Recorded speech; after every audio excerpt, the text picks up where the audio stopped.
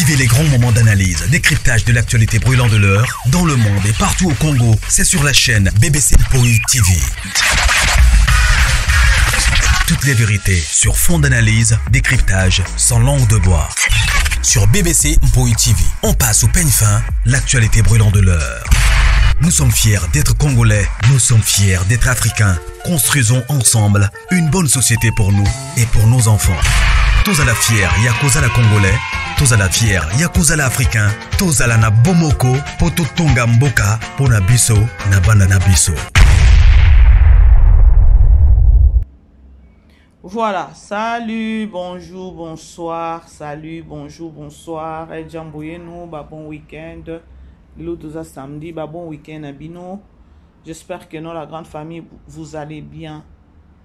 Bandeko, Passi, Pemawa. Vous savez, Babiso Bamoussou, lorsque tout ça la analyse Nabiso ou encore lorsque tout ça va sortie médiatique Nabiso. Personnellement, nga. Nasara analyse nga, ya ko ramener qu'à savoir abatu. Parce que sur les réseaux sociaux, injustice est ma casse. Oh yo kakapinza ma casse, on dirait qu'il ndoki. Je crois titre Nabiso Bomoni, photo et miniature Nabiso Bomoni. Alors le Péchalove, beau aimer, beau partager, famille Libota, toujours focus, beau partager, lenga, beau aimer, et ça toujours bien. Ce que ça la liboso, beau, ce que ça la liboso, koutani na vidéo na biso ndeko, moi si mobali yaya to leki, papa to maman, moi na, voilà, bébé ça zo invité yo, au s'abonner, aux ala dessus. Naloba toujours bandeko, numéro na biso a toujours là affiché, c'est juste, ce que au monde peut-être vous en avez besoin de couper sa conseil to boya ka conseil te ah biso to boya conseil te parce que mon to a boya conseil aza mutu oyo akubonga ka jamais na vie parce que conseil et daka conseil et sungaka. Voilà, je crois titre bon moni photo à miniature na biso bon moni kande na uchi koloba bandeko. Dernièrement biso nyoso to monaki oyo salemaki na page ya artiste et comédienne na kombo ya Sila Bisalu oyo aza propriétaire ya SB. Biso nyoso to monaki na page ne ya Facebook ndenge affiche o ba affiche ki ya koloba ke non batie elongi ya Dinana, batie elongi ya Irtil Pechanga, Black Line Mobutu, Poutine de l'écriture, plus 243 Kodi Amboka. Batie Pena Caleb, soi-disant réconciliation. Bandeko to sala kasto kendaka na sentimate. To kendaka na sentimate. Biso ba chroniqueur, ba chroniqueuse, ba chroniqueuse, to yaki na affiche wana te awa. Ou encore to yaki kaka na titre te to lobi ke non réconciliation jaja. Ya eza gaf munene o esalema ki na page wana. Alors bon andana nunga bien parce que na zui ba message mususu oyo na mono ndire bato bazo réfléchir te. Eza gaf nde salemi na page wana. Malgré ma vérité mususu eko bima na sima wana. Mais eza na bato mususu koya na ba commentaire koya ozo koma biso toza pour te. Toza pour te pour la réconciliation yango. Bandeko, bino bokanisi. Malgré na salaki analyse, bato mususu pe ba salaki analyse, bato mususu pe ba komi ba lobi ke non, soki pe ba koyoka na eza na problème te. Bato ba pesi ba vie na bango. Mutu nyonso apesa ki ya vie. Tangu bino bato mususu bozo toza pe na biso ba bakuku toza na besoin ya réconciliation wana te. Ah oui, bozo na besoin ya réconciliation wana te. To moni pété place oyo Irtil Pechanga abimi alobi que non je suis pour réconciliation ou encore Belleville pe abimi encore Dinana ou encore batuka nyonso bazaki na affiche. Nangi juste na ramener savoir à batu bandeko na pire esprit. Bon matiselanga ba focus kuna et ça toujours bien. Voilà. Bandeko affiche eza mutu ali banda nda salaki affiche te. Eza soi-disant oyo bandeki oyo atalaka ou encore oyo géraka page. Abimisi yango mamiki kaka wana pa matière ya kate eye oyo sopa ki nanu ya ko sopa. Mais laissez-moi vous dire que ce qui ngai BBC na sala ki analyse na lobi c'est s'agit que non terrain d'attente et monani que non basala réconciliation. Eza un problème te parce que toza ba na nzambe. Ce qui terrain na lobi bien, ce qui terrain et monani que non basa la réconciliation ba osala ba biso ba musu to loba te ke non bosala ngote lorsque tu es à l'église. Ce qui terrain monani. Mais il n'est pas dit que non, le quoi affiche ne bimaki, ezaki déjà peut-être, basolola ki na Irsil, basolola ki na Belleville. Bango pe, quand nebiso to dongole ki ba misu to kamwe to yemba nkopelisa ba caméra, ah, point to sa ilango analyse, bango pe lekela ki bango sûrement. Ce qui bino bokoya lisusu le bo silama ya koloba ke non, soni moko esalemi kuna na page na bino bo silama, mais vous venez avec des insultes. Bozo pe koloba ke non, nous les abakuku toza na besoin ya nanité, ya réconciliation te. Laissez-moi vous dire, bino bokani c'est ça facile ka ndenge sala ki affiche wana, eza pe facile ka ndenge komaki réconciliation. Bino bokani si réconciliation ngo eza kwa lipa na nguba na réalité nyonso o eleki sur internet na ndenge ba fingi ba ndeko mususu ba parents. Non, il faut arrêter. Il faut arrêter. Il faut vraiment arrêter bandeko. Et moko to utiliser à mutu. Et moko to utiliser à mutu. Ata soki ye moko SB asilika ki akeko longola peut-être affiche ango. Ye nenga zawana. Na kata mutema na ye, elle est sans ignorer ayebi ba vérité mususu. Ou encore nenga zawana pe boyebi combien zo souffrir te. Tant que vous koloba ke nous les abaku ko toza na besoin de réconciliation wana te. Irsil pechanga esa bino ke nous a besoin de réconciliation. Ou encore nani Koda Mboka 243. Hein? Poutine de l'écriture esa bino za na besoin de réconciliation. Toke pe pas dinana. Ce qui te roba to kenena to zana irsil pechanga to chaye wana. Mutu ba fingeli ba parents. Nga peut-être na koloba kaka po eza analyse na ye na lobby. Na mutema to yebite. Na mutema to yebite. Ba parents ya Irsil bazala insulté awa sur les réseaux sociaux. Tant que vous voyez que le babiso babaku toza na besoin de réconciliation anate. Irsil pechanga loba ki kenon na besoin de réconciliation. Ou encore Poutine peut bima ki lobi na besoin de réconciliation. Et moko il fallait ka bo sila mabovandi kimia. Pour réconciliation ngo ata to ko belela bo se réconcilier, bo yokana. Papa, maman, ezalo kwa lipa na nguba te. Parce que ba parents ya bato bazaki insulté awa. Na pire esprit, eza juste ka rappel. Ce qui terrain d'attente monani, basa la nani, basa la réconciliation. Et talika bango. Mais lorsque tu kendaka église, balobi to limbisana. Ngana ko ya ko sana nga analyse na bi, ce qui terrain monani ba limbisani. Mais lorsque boso ko biso ba baku to lingi na biso réconciliation wana te. Ba ne so to bito banda ko sanza ba makamuneti Irsil pechanga wana. Bomoni pe Irsil pechanga na zapete. Mutu ba fingelie ba parents. Mutu oyo bo ba vanda na ye azolo ba keno ba parents ya Irsil baza ba parents na ye. Mais lorsque il y a 8 mois succès muke a fingi ba parents ya Irsil.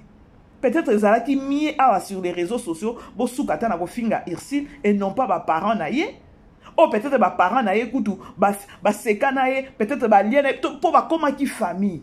Wana eza juste nazo ka ko rappeler batu oyo baso komela ka biso to biso na nini toza na besoin ba réconciliation anate. Est-ce que Irsil pechanga nda pusaki mutu wana ou bien Poutine mutu pusaki mutu wana a sala affiche wana ya koloba ke no ba se réconcilier? Mais non bandeko, moko soki to vandi pe kimia to sali ba analyse. Biso ba mususu to sala analyse juste ya ko ramener savoir aba. Lorsque oye koloba ke no biso toza na besoin de réconciliation anate. Est-ce que batindela kibino demande kuna ya koloba ke non a besoin de réconciliation ou encore makambo euta kindi ne pas na bino kuna ba na affiche kuna soit disant réconciliation ya ba batu ba bilongi ya batu. Ezaki pe kaka facile na mutu wana ndenge avanda kine na ordinateur asali affiche. Ezaki facile ndenge akoma ki pe réconciliation, ezaki pe facile ndenge affiche ki, ezaki pe facile ndenge ba longola ki yango. Boyebi mitema batu combien beba? Boyebi mitema ya batu combien beba? Mais peut-être à table bokoloba ke no biso ba baku toza na besoin de réconciliation te. Toza awat. Boza toza aw. Na kawana oyo likambo eutelaki na kana bino. Il fallait bo silama. Il fallait bo silama franchement.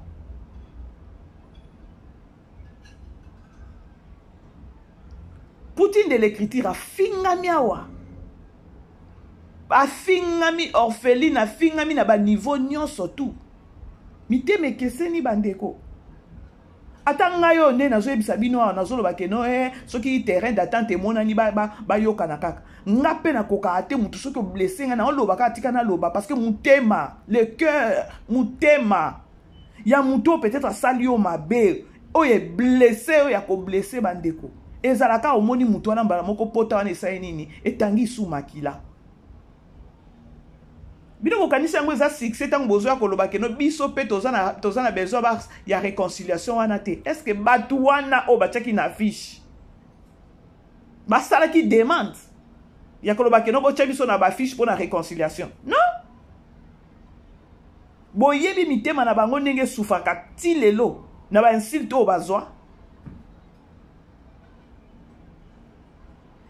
Bande koko koma réconciliation ou encore koloba kaka ke non réconciliation. Et ça facile hein. Mais réconciliation peut pesa meli mutu nyonso tout est parce que zalaka mutema nde faut décider hein. O talina nu grandeur a pota o za nango ba blessa yo na mutema. Batu ba keseni la grande famille. Batu ba keseni. Et ça na batu mususu ko toucher ba parents na été hein. Batu loko ba irsi ne to mona ka irsi la zaka na bolingo tro ya ba parents na ye. To mona kango façon affiche o mona ka il a beaucoup d'amour na ba parents na ye. Plus a bolingo ya ba parents na ye, nde loko pe sala peut-être pe na yo camarade ko linga ba parents ya muninga parce que boza ba camarade. Oyebi camarade nga linga ba parents na ye trop. Mais un bon jour loko mokile ça so pe ndenge nini boye bo fingeli ba parents. Nga na lobite ke non irsi la koki ko pardonner toi koki ko pardonner te, il reste aussi à savoir. Est-ce qu'il y a senga qui demande? Tant boya toza na besoin il y a réconciliation en até. Réconciliation en atango nani ape. Ce qui ezalaki ke non réconciliation il fallait salema. Ezaki moment au pasteur de la foi salaka aneniaka abimaka. Ba simbisi mutu na bino touche. Na simana ba vérité mususu eko bima. Tokoki ko yako loba ba makambu mususu te parce que ezo honoré te. Bande koto yeba. Omoni na sa moyo yo. Il y a personne qui est parfait ou encore parfaite. Toza na ba mabe na biso, toza na ba défaut, toza pe na ba qualité. Mais yo mutu ovanda kana baninga ozo diaboliza ka baninga. Yo mutu ovanda kana baninga, ovanda na muninga ozo tambola na muninga, ozo lia na muninga, olali na muninga, obengi ye. Mwana mama na ngai. Mwana papa na ngai. Mais olia ka esese na batu mususu. Bandeko, ba blessure eza ebele. Ba blessure eza ebele. Totika kosala na kimalini ou bien na kimalin. Bato ba bimisa ki affiche eza kaka batu na page ya sila. Pour page wana bacha affiche wana elinga ozala bien peut-être bazwa ki demande ya Irsil Pechanga, bazwa ki demande ya Poutine de l'écriture, bazwa ki demande ya Dinana, bazwa ki demande pe ya c'est qui ya Caleb. Ah oui, bah ça il demande wana OK mba moko ba beti affiche, ba ti affiche pour informer aux gens. Mais affiche et salemi sans demande ya batu. Na batongo kutu basimbi mutu bakamo elekeli bango o makambuni. Yango réconciliation est comme on dirait li pananguba. Biso ba mususu ba parents ba fingama. Biso ba mususu ba finga ba orpheline. Biso ba mususu ba finga makolo poussière. Biso ba mususu boy. Biso ba mususu boy. To tambola na ye. Non, bande koto saka analyse. Affiche wana ndenge bimaki. Mutu nyonso asalelaki yango analyse. Dans les bons et puis dans les mauvais sens. Mais ce que tu as total en réalité, local affiche wana ezaki affiche moko ke no ba ki ndeko ridiculiser star. O eza SB. Il fallait peut-être bo si la ma peut-être ya ko lobela ka batu mabe na ba commentaire ou bien ko komina ka batu mabe. Nous on a fait juste la part des choses. Logiquement parlant, pour afficher un bima bongo, il fallait déjà sous coulisses ou encore sous bassement. Parce que solo li et puis va afficher loko wana. Si ko sous bassement et ça les m'a quitté. Afficher bimi wo. Likambango nini. Mais dans un premier temps, après affiche, on a kobima, malgré balongola ki yango. Batu bajisa ki ndengeni. Soki bakobongisa babongisa. Batu mususu Belleville oza na poto welcome Belleville boy na ofingo lisusu te to mona ki yango. Mais après kolandela boye koyeba vérité. Bo baluki na mutu wana o abandai ko abimisa ki affiche. Mais lorsque batu mususu baye basali analyse sur ça. Ya biso nini? Beaucoup pour informer biso te on boya ko yebisa biso te ke non biso nani tolingi na biso nani te tolingi réconciliation ngote skobino boyoka kina nyangwa lobi ke non alingi banani ba artiste ba non bilongi ba artiste wana ba check yona bazaki na besoin pe ya réconciliation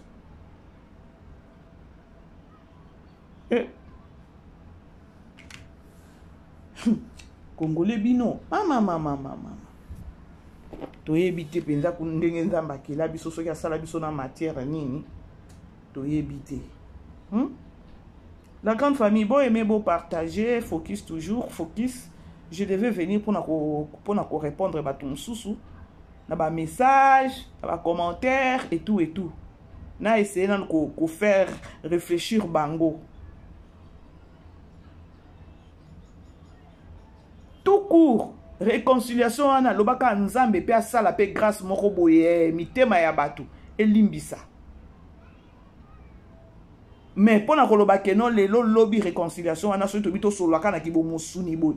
Pour réconciliation ne salema, je ne pense pas. Je ne pense pas. Et tozo souhaiter angote. Po to yebi oyo ba blessa bango to yebi mitema na bangote. Na sala canalise nanga chaque fois na lubango. Na likambo ba artiste oyo ba uta na papa et pas papa elombe. Batu ba fingama sur les réseaux sociaux. Bolinga peut-être bon ndima batu musu ba finga mais non pas peut-être ta papa elombe. Oyo encadré yo. Ovandi kimia.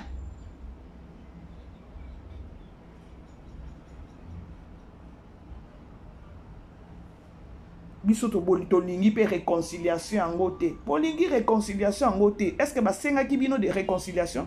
Basenga kibino réconciliation te? Basenga kibino réconciliation te? Na bino batona maman bébé c'est tolingi na biso kutu ata réconciliation ngote. Bino ba yebisi bino ke no bango basenga ki bino réconciliation. Likambo muneno e utaki ndeka ke pa bino. Il fallait bossi la main. Il fallait bossi la main.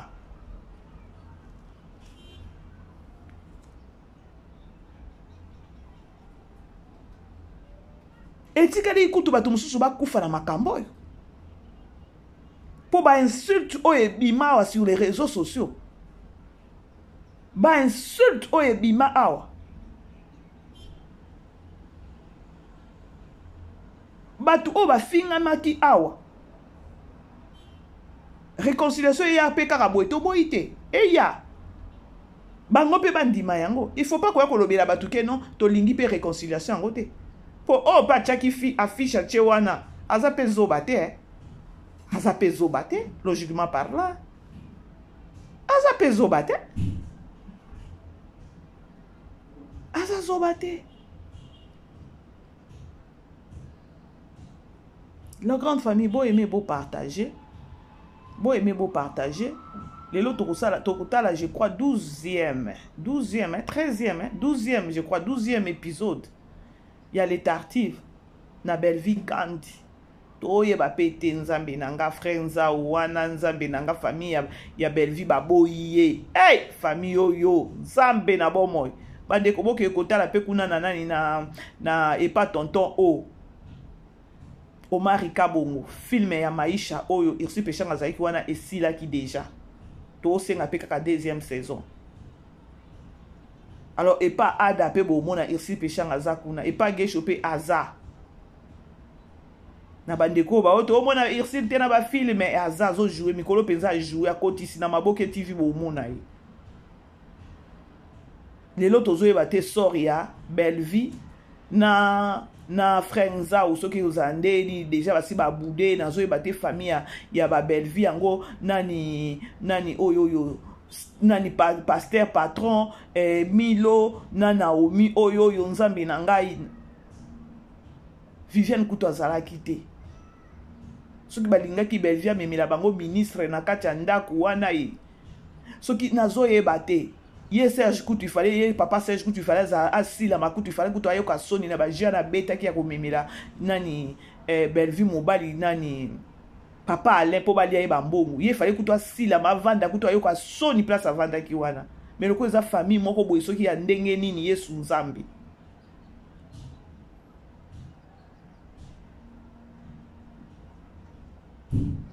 bandeko bo aimé bo partager na tika na moi 3 minutes nanga comme ça na kita nanga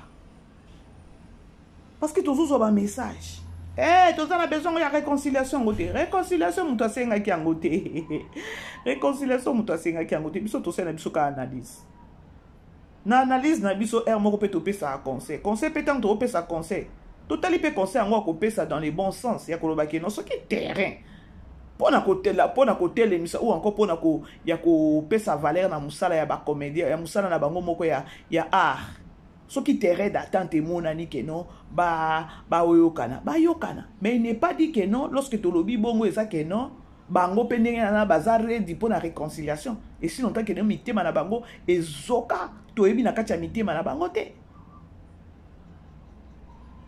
bango pe basala ki demande te pour la réconciliation. Nous toi même là qui bino nani makambo réconciliation et ça soi-disant homme de Dieu ceux qui serviteurs de Dieu ceux qui chantent de l'Éternel oya mema ki makambo awa oyo lelo azo sambwa sur les réseaux sociaux on dirait likam kende na page ya TikTok akangi ba commentaire pour azo boya bino ba kuku bo finga ye kutu na so ngana ko toucher était parce que un chantre de l'Éternel a oki ko jouer game oya jouer wana a joué game moko ya bien tant qu'un serviteur de Dieu.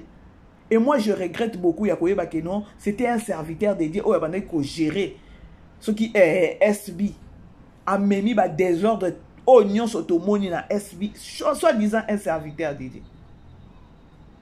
Et ça lui passe. Ou kaboli bato, je sais pas.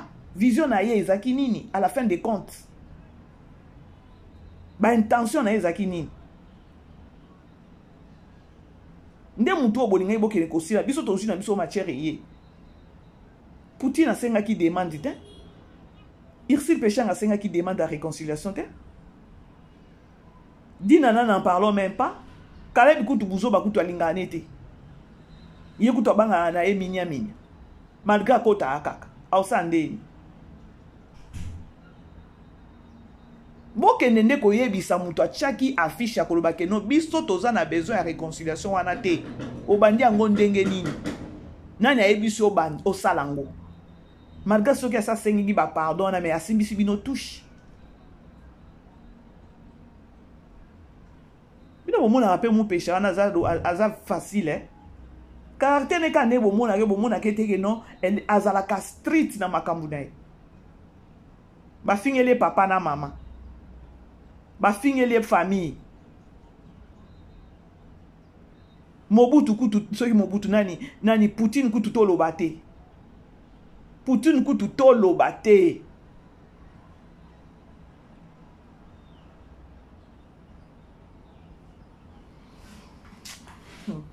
ça fait mal hein la grande famille et ça passe hein makambo to mona sur les réseaux sociaux et ça vraiment passe mutu na mutu azo évoluer na ngambu na ye mutu na mutu aza na ba makambo na azo sala je crois lobi na lobaki yango s'il s'agit à soutenir ba artiste na biso to soutenir ba artiste na biso dans les bons sens c'est que ça la bien et non pas koya ko finga ba artiste mususu po na star na yo non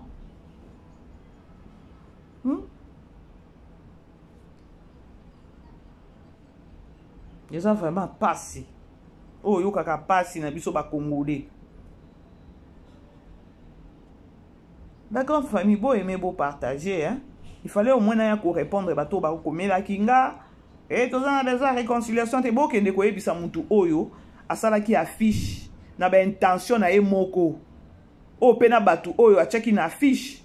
Et lesquels pe bango komi mona na affiche wana. Et lesquels bango. Et lesquels bango. Alors c'est au moins ça la grande famille. Bah bon week-end na bino nyonso.